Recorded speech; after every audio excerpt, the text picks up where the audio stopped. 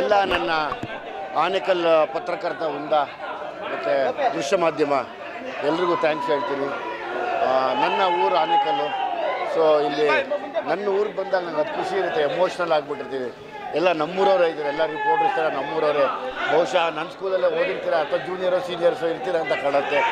ನನಗೆಲ್ಲ ಯಾವಾಗಲೂ ಏನು ಖುಷಿ ಅಂದರೆ ನಮ್ಮೂರವರೇ ನಮ್ಮ ರಿಪೋರ್ಟರ್ಸ್ ಆಗ್ಬೋದು, ನಮ್ಮೂರವರೇ ಪೊಲೀಸ್ ಆಗ್ಬೋದು, ನನ್ನದೇ ಆದ ಯುವ ಪೀಳಿಗೆ ಆಗ್ಬೋದು, ಮತ್ತು ಎಲ್ಲ ಫ್ಯಾನ್ಸ್ ಆಗ್ಬೋದು. ನೋಡಿದಾಗ ನಂಗೆ ತುಂಬಾ ಖುಷಿ. ನಾನು ಆನೇಕಲ್ ಒಂದು ಬರೋಕ್ಕಾಗ್ತಾ ಇರಲಿಲ್ಲ. ಇವತ್ತು ಭಾನುವಾರ ಅಂತೇಳಿ ಬಿಡುವು ಮಾಡಿಕೊಂಡು ಇಲ್ಲಿವರೆಗೂ ಬಂದಿದ್ದೀನಿ.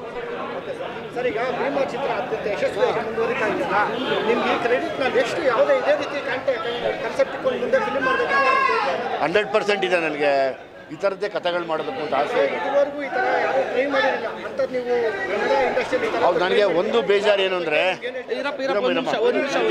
ಒಂದು ಬೇಜಾರು ಏನಂದರೆ ನಮ್ಮ ಆನೇಕಲ್ಲಲ್ಲೂ ಕ್ರೈಮ್ ಜಾಸ್ತಿ ಆಗ್ಬಿಟ್ಟಿದೆ. ಸೊ ನನಗೆ ಸಿಕ್ಕಾಪಟ್ಟೆ ನೋವಿದೆ. ಹುಡುಗರು ಗಾಂಜಾ ಸೇದೋದು, ಗಲಾಟೆ ಮಾಡ್ಕೊಳ್ಳೋದು, ಮಚ್ಚಲ್ಲಿ ಹೊಡೆದಾಡೋದು, ಇದೆಲ್ಲ ಸಿಕ್ಕಾಪಟ್ಟೆ ನೋವು. ನಾನು ಪ್ರತಿ ದಿವಸ ಓದ್ತಿರ್ತೀನಿ, ನಾನು ನೋಡ್ತಿರ್ತೀನಿ ಟಿ ವಿಲಿ.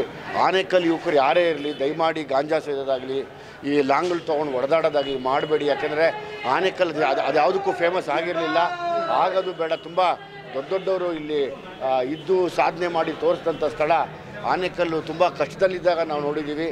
ಆನೇಕಲ್ ಇವತ್ತು ಅದೇ ಕಷ್ಟದಲ್ಲಿದೆ. ಆದರೆ ಮುಂದುವರಿತಾರವ್ರು ಈ ಯುವ ಪೀಳಿಗೆ ಸುಮ್ಮನೆ ಅವ್ರಿಗಷ್ಟು ಅವರೇ ಗಾಂಜಾ ಸೇದ್ಕೊಂಡು ಕುಡ್ಕೊಂಡು ಒಬ್ಬನೊಬ್ಬರು ಮರ್ಡ್ರ್ ಮಾಡಿಕೊಂಡು ಅಥವಾ ಪೇಜ್ಗಳಲ್ಲಿ ಏನೇನೋ ಒಬ್ರಿಗೊಬ್ರು ರೇಗಿಸ್ಕೊಂಡು ಈ ಥರ ಮಾಡಿ ಅದು ಬೇರೆ ಬೇರೆ ದಿಕ್ಕು ತಗೋತಾ ಇದೆ. ನನಗೆ ಆನೇಕಲ್ಲಿನ ಬಗ್ಗೆ ನೋವು ಅಂದರೆ ಅದೇ. ಇಲ್ಲಿ ಯುವ ಸಮುದಾಯ ಯುವಕರು ದಯಮಾಡಿ, ನಾನು ಎಲ್ಲ ನೋಡ್ತಿರ್ತೀನಿ ಟಿ ವಿಲಿ. ಪಾಪ ಎಲ್ಲ ಪೊಲೀಸರು ಹರಸಾಹಸ ಪಡ್ತಾ ಇದ್ದಾರೆ ಕ್ರೈಮ್ನ ಕಂಟ್ರೋಲ್ ಮಾಡೋಕ್ಕೆ. ಅಟ್ ದ ಸೇಮ್ ಟೈಮ್ ನೀವು ಮಾಧ್ಯಮದವರು ಎಷ್ಟೆಲ್ಲ ಹೇಳ್ತಾ ಇದ್ದೀರಾ, ಆದರೂ ಯುವಕರು ಈ ಏನು ಹೇಳ್ತೀವಿ ನಾವು ಅದಕ್ಕೆ ಒಂದು ಈ ಸ್ಪೆಷಲಿ ನಾನು ನೋಡಿದಂಗೆ ಎಲ್ಲ ಈ ಗಾಂಜಾ ಜಾಸ್ತಿ ಆಗಿದೆ ಈ ಕಡೆ. ಈ ಸುತ್ತಮುತ್ತ ಕಾಲೇಜ್ಗೂ ಹೊರಗಡೆಯಿಂದ ಬಂದಿರೋ ಕಾಲೇಜ್ಗಳಿಗೆ ಸಪ್ಲೈ ಆಗ್ತಾ ಇರೋದಾಗ್ಬೋದು, ಅಥವಾ ಬೇರೆ ಬೇರೆ ಊರಿಂದ ಬಂದು ಅಲ್ಲಿ ಸಪ್ಲೈ ಮಾಡ್ತಾರೋ ಅವ್ರನ್ನ ನೀವೇ ಹಿಡೀರಿ. ಆನೇಕಲ್ಲವ್ರು ನೀವೇ ಹುಡುಗರು ಹಿಡಿದು ಪೊಲೀಸವ್ರಿಗೆ ಒಪ್ಪಿಸಿ, ಇಲ್ಲ ಮಾಧ್ಯಮದವ್ರಿಗೆ ಒಪ್ಪಿಸಿ. ಸೊ ಹಾಗೆ ನೀವು ಕಿತ್ತಾಡ್ಕೊಬೇಡಿ. ನಾನು ಸಿನಿಮಾಲಿ ಅದೇ ಹೇಳ್ತೀನಿ, ನೀವು ಕಿತ್ತಾಡಬೇಡ್ರಿ, ಇನ್ನೊಬ್ಬರು ಬಂಡವಾಳ ಮಾಡ್ಕೋತಾರೆ ಅಂತ. ಸೊ ಅದನ್ನು ಮನಸ್ಸಿಗೆ ತೊಗೊಂಡು ದಯಮಾಡಿ ಪೊಲೀಸಿಗೆ ಮಾಧ್ಯಮದವ್ರಿಗೆ ಸಹಾಯ ಮಾಡಿ ಕೇಳ್ಕೊತೀನಿ.